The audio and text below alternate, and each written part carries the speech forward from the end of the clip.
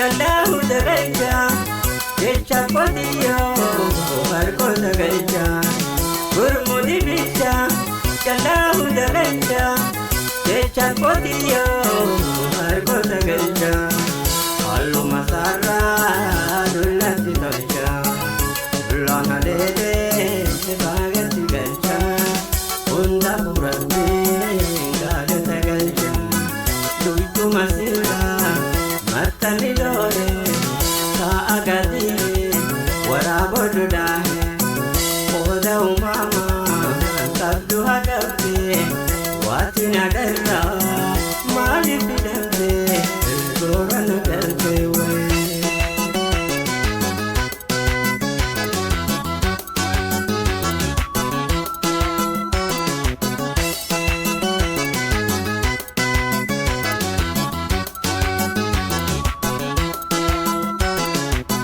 Denge wakayon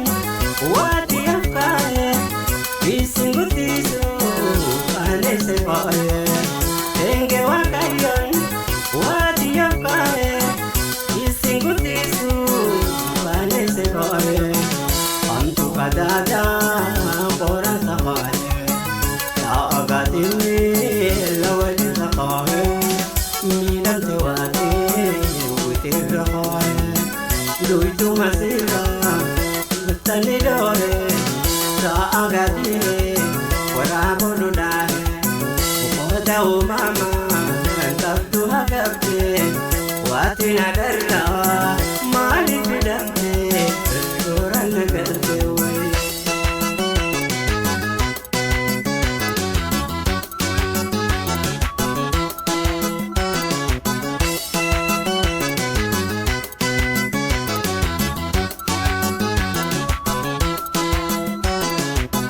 Hajira geiti kangura iya ifinalele dulla maya Hajira geiti kangura iya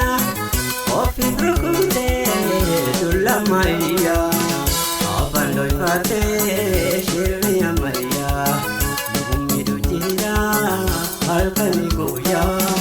Hadangi gito nidu pagoyami Duytu masira matani dore Sa agati warabodu dahe Oda umama tabdu hagabte Watina darra mali pidamte Gorana galte way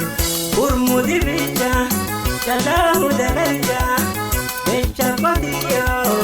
harko dagalcha Gurmudi bicha Jallahu dagalcha Ekhe qotiyo harko dagalcha Allu masarra dullatti tolcha Dullana dede bagatti galcha